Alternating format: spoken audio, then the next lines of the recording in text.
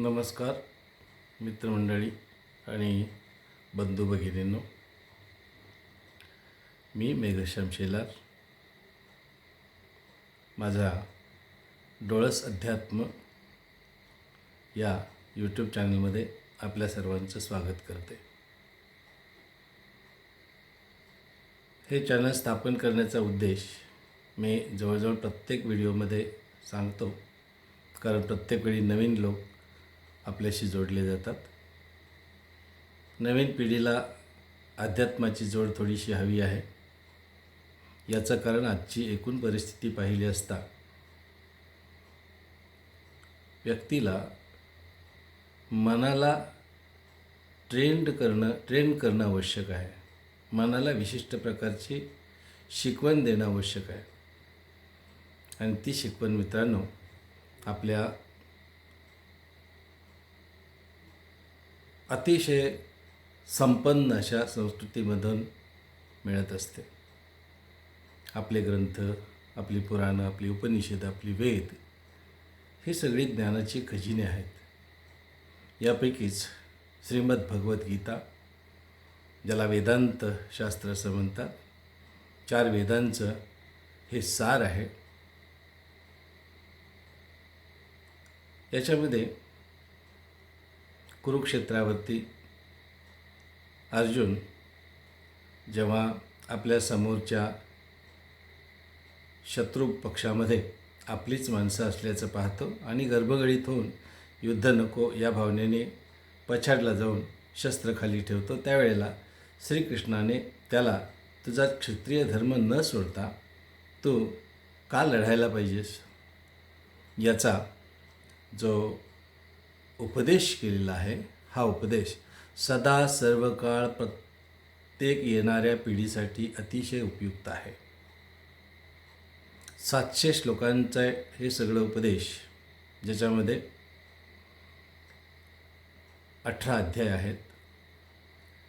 महाभारताचं जे भीष्म पर्व आहे, 6वं पर्व, त्या पर्वामधले ही अर्जुनाला श्रीकृष्णाने दिलेला उपदेश हा भाग येतो, ज्याला श्रीमद भगवद्गीता असं म्हटलं जातं.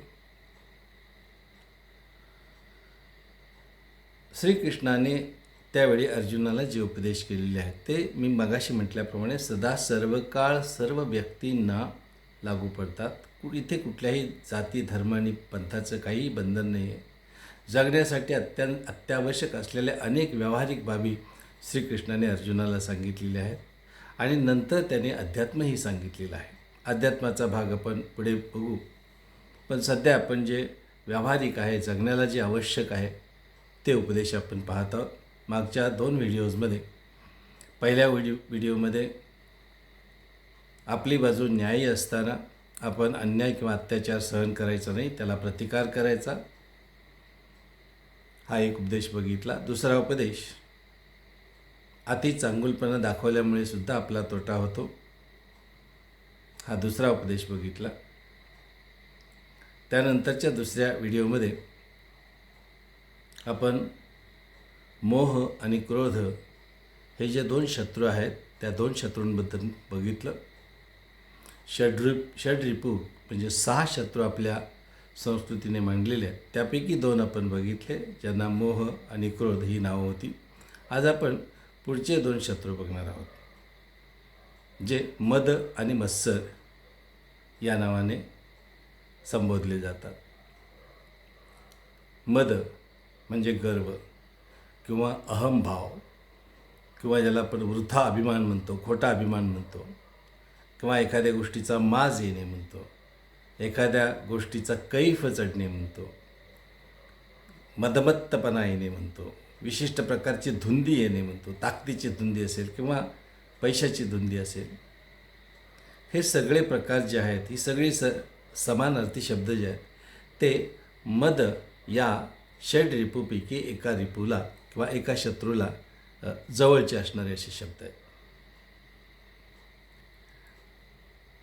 ह्या गर्वापासून अगदी देवादिकांपर्यंत सगळे, कुणी याला अपवाद नाही आहे.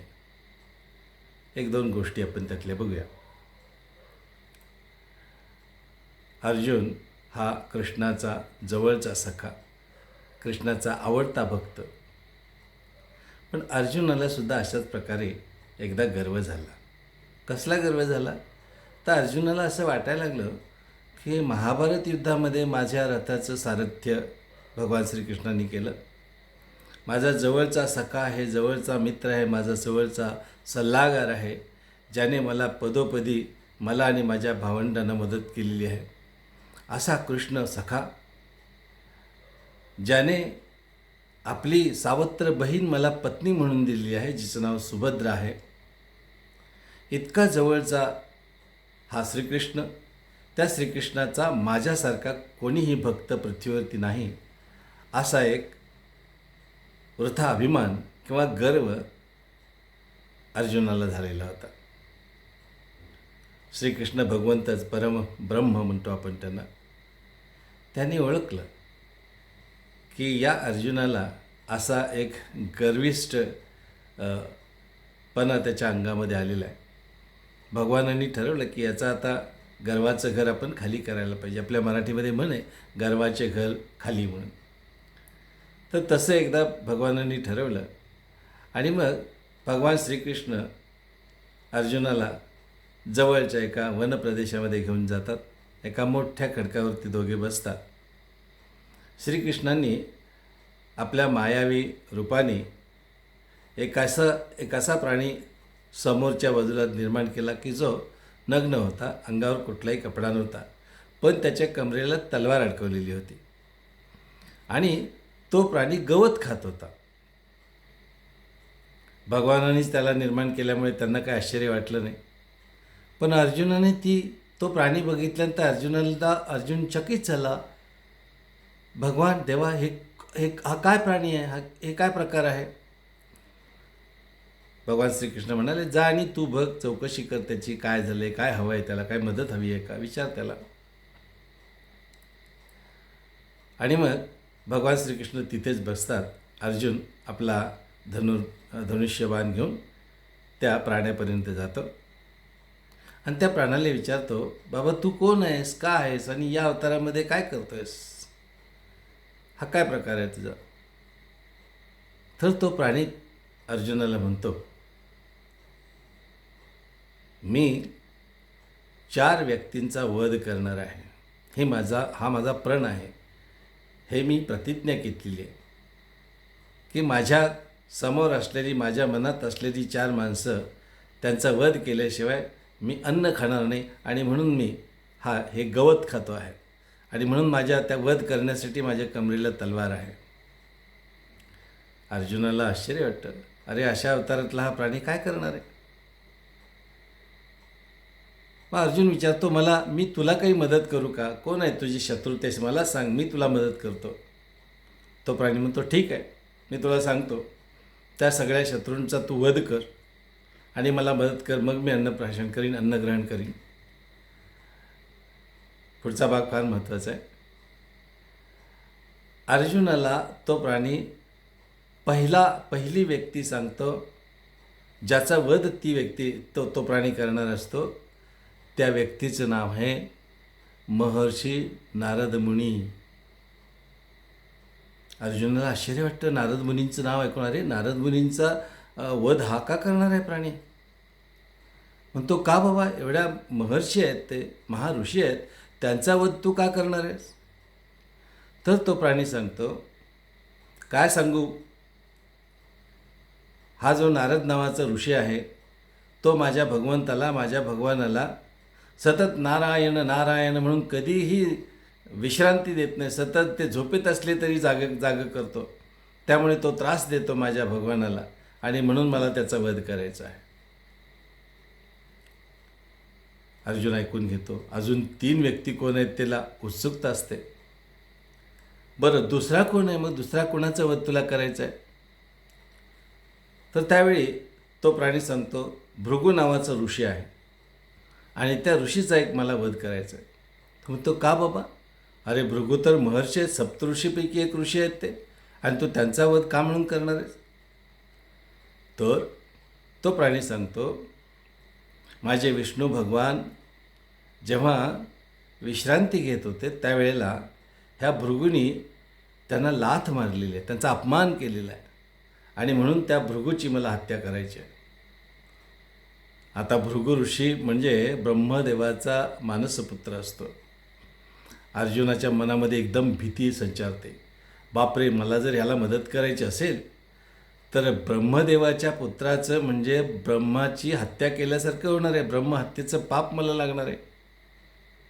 तरी पण पुढचं ऐकून घेऊया विचारतो. 2 व्यक्तींचा वध तो प्राणी करणार म्हणतोय. तिसरी व्यक्ती कोण बाबा? तर तिसरी व्यक्ती आहे ती द्रौपदी नावाची स्त्री. ती पांडवांची पत्नी आहे ना, ती पांडवांची पत्नी जिला 5 पती आहेत, पण ती प्रत्येक वेळी माझ्या भगवानाला मदतीसाठी बोलवत असते, जरासुद्धा विश्रांती घेऊ देत नाही. ते जेवत असले तरीसुद्धा त्यांना उठून हिची मदत करावी लागते. म्हणून त्या द्रौपदीचा एक मला वध करायचा आहे. अर्जुन एकदम गर्भगळीत होतो. बाप रे, माझ्या पत्नीचा वध हा मनुष्य करणार आहे, हा प्राणी करणार आहे. म्हणजे पुन्हा स्त्री हत्येच मी जर मदत करायची म्हटली ह्याला तर स्त्री हत्येचं पाप लागेल. म्हणजे ब्रह्महत्येचं पाप, दुसरं स्त्री हत्येचं पाप, ही 2 पापं मला करावी लागतील. बरं ठीक आहे, चौथी व्यक्ती कोण आहे जिचा तू वध करणार आहेस? तर तो प्राणी म्हणतो चौथी व्यक्ती अर्जुन नावाचा एक पांडवांपैकी एक पांडव आहे, जो स्वतःला खूप मोठा धनुर्धारी समजतो.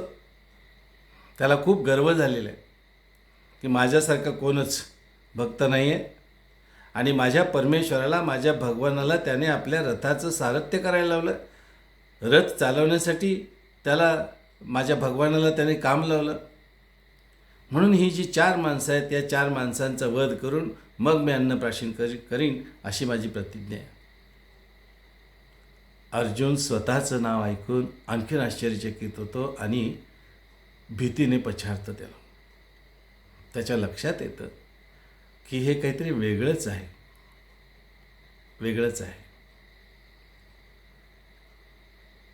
हे काहीतरी मायावी रूप असणार आहे, हे काहीतरी भगवानानेच आपल्यासाठी घडवून आणलेला काहीतरी प्रसंग आहे.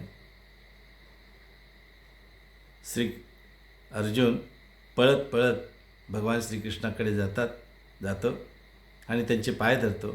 देवा, माफ कर मला, माझ्याहीपेक्षा एक मोठा श्रेष्ठ भक्त तुझा आहे की जो तुला त्रास देणार म्हणून 4 व्यक्तींचा वध करायला निघालेला आहे. म्हणजे तो माझ्याहीपेक्षा मोठा असा तुझा महान भक्त आहे. त्यामुळे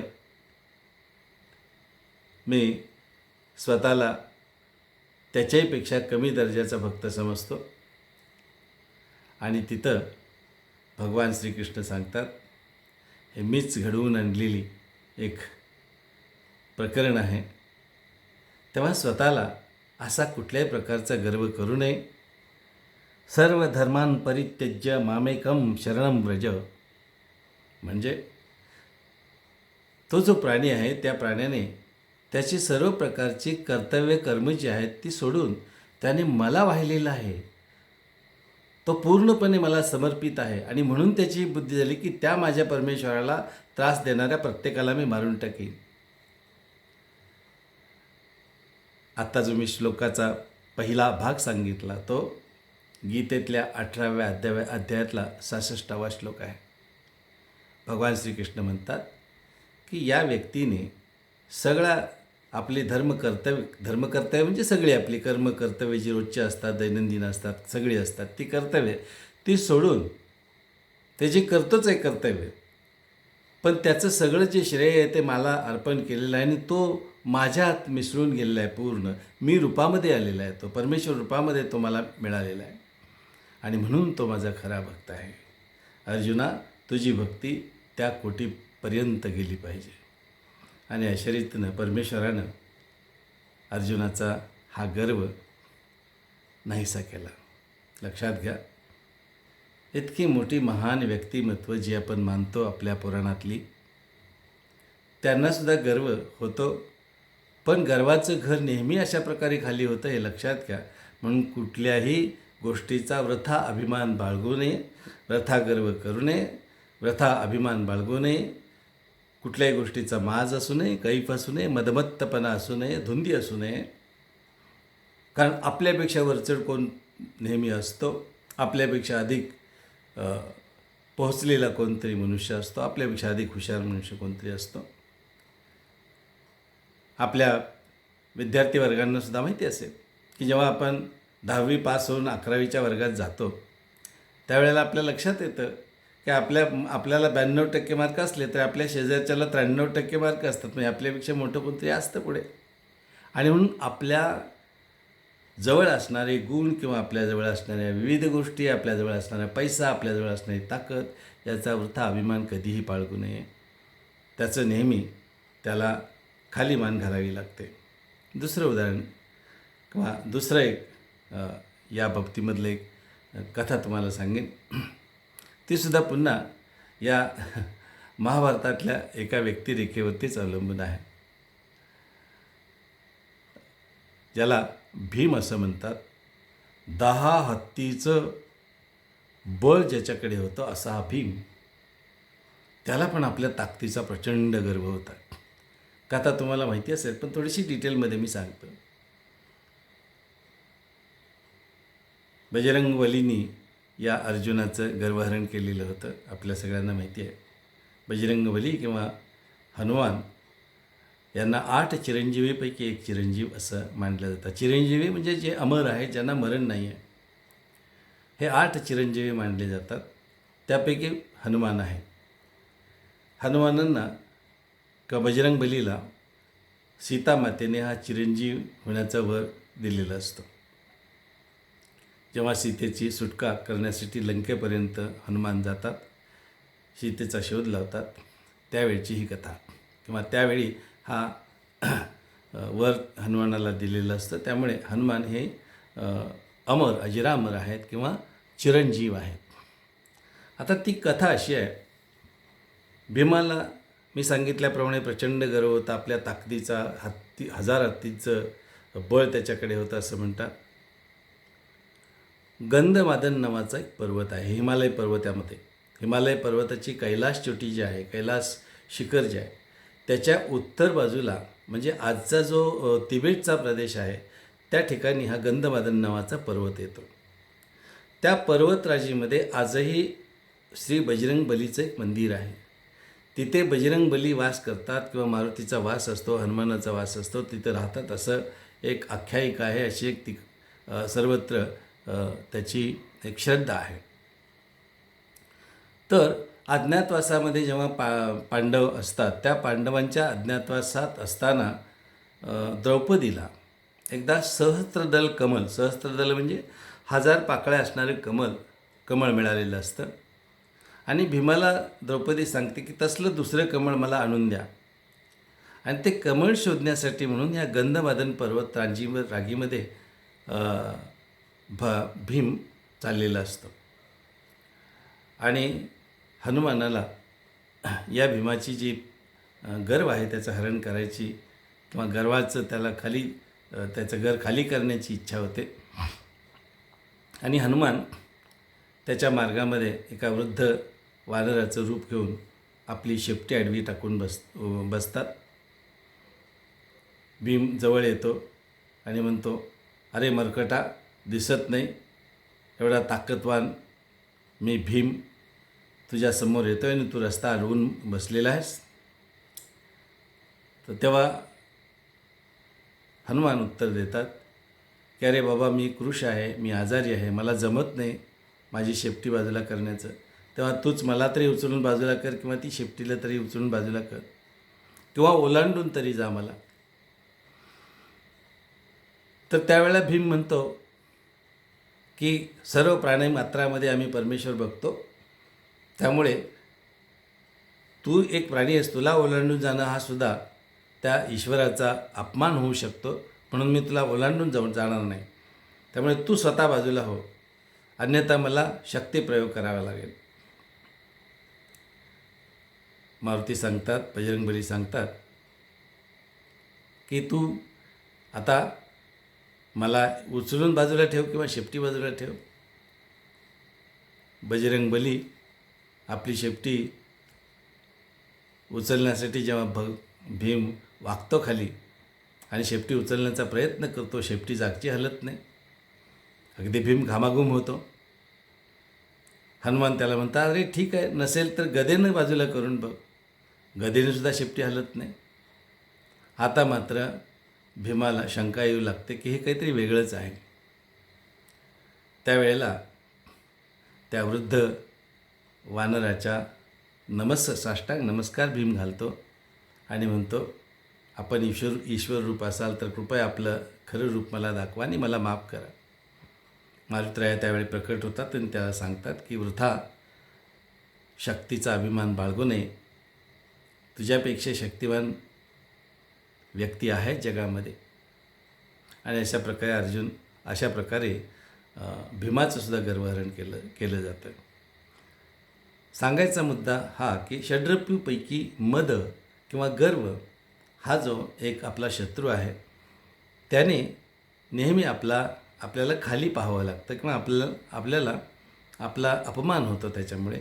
म्हणून असा वृथा अभिमान बाळगू नये. म्हणून त्या 6 शत्रूमध्ये ह्या मद किंवा गर्वाचा समावेश केलेला आहे. आता पुढचा शत्रू आपण बघूया. तो आहे मत्सर. मत्सर म्हणजे एखाद्याचा द्वेष करणे. अगदी आपल्या गावठी मराठी भाषेमध्ये एखाद्यावर जळणे म्हणतो आपण. तिरस्कार करणे, मत्सर करणे. तर हा एक रिपू आहे किंवा हा एक शत्रू आहे. एकदा एक छोटीशी कथा सांगतो. एकदा एक कुत्रा आणि गाढव यांच्यामध्ये शर्यत लागते की पलीकडच्या गावाच्या बाहेर एक मोठं सिंहासन सजवून ठेवलेलं आहे. त्या सिंहासनावरती जो धावत धावत जाऊन अगोदर ते सिंहासन पटकावेल, बसेल त्या सिंहासनात, तो त्या गावचा राजा. शर्यत सुरू होते. अर्थातच गाढवापेक्षा कुत्रा चपळ. तो धावत धावत धावत धावत जातो. त्याच्या पाठीमागे गाढव असतं. गावाजवळ गेल्यानंतर मात्र गावातली जी इतर कुत्री असतात ती कुत्री त्या कुत्र्याच्या अंगावर धावून जातात आणि त्याला पुढे जाण्यापासून रोखतात. दरम्यानच्या काळामध्ये गाढव दुसऱ्या मार्गाने त्या सिंहासनापर्यंत जातं आणि पोचतं तिथं सिंहासनाच्या तिथे आणि सिंहासनावर बसतं. ते गावाचं सिंहासन ते पटकवतं. थोड्या वेळात सगळी भांडणं आवरल्यानंतर कुत्रा तिथे जातो आणि बघतो तर गाढव त्या सिंहासनावरती बसलेला आहे. काय गंमत पहा. कुत्रा तिथे सांगतो की बाबा, तुझ्या जवळपास कोण मत्सरी माणसं नव्हती, तुझा द्वेष करणारी माणसं नव्हती, तुझा द्वेष करणारे इतर प्राणी तुझ्या जातीतले नव्हते, त्यामुळे तू इथंपर्यंत पोचू शकलास. पण बघ, माझा मत्सर करणारी जी माणसं आहेत, माझा द्वेष करणारी जी माणसं आहेत, त्यांनी मात्र मला त्या सिंहासनापर्यंत येण्यासाठी रोखलं. जगाचं असंच असतं मित्रांनो. अशी मत्सरी माणसं आपल्या अवतीभोवती असतात. ते आपल्या प्रगतीला अडथळा बनण्याचा प्रयत्न करतात. पण लक्षात ठेवा, मत्सर करणारे जे व्यक्ती असतात, द्वेष करणारे जे व्यक्ती असतात, त्या एकतर मानसिक दृष्टीने निरोगी नसतात. त्यामुळे त्यांचं जे स्वभाव आहे त्या स्वभावाकडे आपण दुर्लक्ष करायचं आणि आपली वाटचाल आपण करायची आहे. दुसरी एक कथा सांगतो. हे सुद्धा पुन्हा पुराण कथाच आहे. ब्रह्मदेवाला श्रीकृष्णाचा असाच मत्सर झालेला असतो. म्हणजे श्रीकृष्णाशी द्वेष निर्माण झालेला असतो. ब्रह्मदेवाला वाटतं की अरे, आपण या सृष्टीचा करता आहोत, आपण सृष्टीचा निर्माता आहोत. आणि असं असूनसुद्धा परब्रह्मपद हे श्रीकृष्णाला आहे. आपल्याला सगळ्यांना माहिती असेल की श्रीकृष्ण हे सृष्टी निर्माते विष्णूचा 8वा अवतार आहे. त्यामुळे सगळा मान मरातब किंवा सगळ्या प्राणीमात्रांमध्ये श्रीकृष्ण प्रसिद्ध आहे. आणि आपल्याला मात्र तेवढी आपली कुठे पूजा केली जात नाही. तुम्हाला माहिती असेल ब्रह्मदेवाची पूजा कुठं फारशी मंदिरं नाहीत किंवा केली जात नाही. आणि ही असूया, हा द्वेष हे ब्रह्मदेवाच्या मनामध्ये कृष्णाबद्दल असतं. मग ब्रह्मदेव काय करतो, मायावी रूपामध्ये जेव्हा श्रीकृष्ण बालरूपात गोकुळामध्ये असतो, त्यावेळेला गोकुळातली जी मुलं गायी चरायला घेऊन जात असतात, सगळे गोप, श्रीकृष्णाचे सगळे सखे, बाहेर पडलेल्या गायी गुरांना, त्यांच्या वासरांना, सगळ्यांना हा ब्रह्मदेव चोरून एका पर्वतरांजीमध्ये, एका गुहेमध्ये लपवून नेऊन ठेवतो. श्रीकृष्ण अर्थातच अंतर्ज्ञानी, परब्रह्म म्हटलं ज्याला, ते ओळखतात की ब्रह्मदेवानी हे सगळं घडवून आणलेलं असणार आहे. त्यावेळेला श्रीकृष्ण जशी जेवढे गायी, वासरं, त्यांना नेणारी मुलं गोकुळातली जेवढी पळवून नेली आहेत, तेवढ्या सगळ्यांचं प्रतिरूप तयार करून मायावी पद्धतीनं ह्या गोकुळामध्ये प्रत्येक वेळी जे गायी गुरं जशी येतात, जातात, खेळतात, हिंडतात, त्याप्रमाणे ती सगळे हे प्राणी आणि ही मुलं त्या गावात पण, गोकुळामध्ये पण दिसू लागली होती. 2-2 दिवस गेले की ब्रह्मदेव ती गुहा उघडून बघायचा. अरे, इथं आहेत, आणि त्याला ते गोकुळामध्ये पण तीच माणसं, तीच सगळे प्राणी आणि मुलं दिसत होती. गंमत अशी की श्रीकृष्णाने ही लीला केली असणार, हे ब्रह्मदेवाला समजायला का वेळ लागला नव्हता. आपलं जे कपट कारस्थान आहे हे फसल्याचं ब्रह्मदेवाला कळतं, आणि ब्रह्मदेव तेवच अर्थात तो श्रीकृष्णाची येऊन माफी मागतात. क्षमा करा देवा, हे मी घडवून आणलेलं होतं. आणि अशा पद्धतीने मत्सरी व्यक्तीला या स्टेजपर्यंत यावं लागतं. मग तो देव असला तरीसुद्धा हे असं घडतं. मित्रांनो, आज आपण 2 शत्रूंचा आणखी विचार केला. षड्रिपू किंवा 6 शत्रू जे आपल्या जीवनाचा घात करत असतात, त्यापैकी 4 शत्रू आपण बघितले. क्रोध, मोह, आणि आज आपण बघितला मद आणि मत्सर. पुढच्या आठवड्यामध्ये किंवा पुढच्या व्हिडिओमध्ये आपण लोभ आणि काम या 2 रिपूंबद्दल किंवा 2 शत्रूंबद्दल समजून घेणार आहोत. श्रीकृष्ण आपल्या सर्वांचं कल्याण करो. मी आपल्या सर्वांना धन्यवाद देतो की 2च आठवड्यामध्ये जवळजवळ 1100 लोकांपर्यंत हे व्हिडिओ पोचलेले आहेत, म्हणजे तेवढे व्ह्यूज मला मिळालेले आहेत. आपण आपल्यापैकी ज्यांनी अजून हे चॅनल सबस्क्राईब केलेलं नसेल त्याने अवश्य करावं. आणि हे जे अल्पस्वल्प जे ज्ञान मला श्रीकृष्ण कृपेने मिळतं आहे, त्यातलं मी आपल्या सर्वांपर्यंत वाटण्याची माझी मनोकामना आहे, ती पूर्ण होते. मला प्रेरणा मिळते आपल्या ह्या भव्य अशा प्रतिसादामुळे. आपला परत एकदा मी मनःपूर्वक धन्यवाद देतो, आणि श्रीकृष्ण आपल्या सर्वांचं कल्याण करो. एक प्रार्थना म्हणून मी हा व्हिडिओ इथं थांबतो. थोडीशी असं वाटतं मला की व्हिडिओ खूप वाढलेला आहे, पण इलाज नसतं त्याला. जे सांगायचं आहे ते सांगणं आणि त्याला पुष्टीरूप काही गोष्टी सांगणं हे घडतंच, आणि त्यामुळे आजचा व्हिडिओ अर्धा तासाचा जवळजवळ झालेला आहे. आपण सगळेजण मानून घ्याल याबद्दल मला खात्री आहे. धन्यवाद. प्रार्थना. वसुदेव कुटं देवं सचानूरमर्दनं देवकी परमानंदं कृष्णं वंदे जगद्गुरुं. कृष्णं वंदे जगद्गुरुं. ओम श्री परमात्मने नमः. श्रीकृष्णाय नमः. धन्यवाद.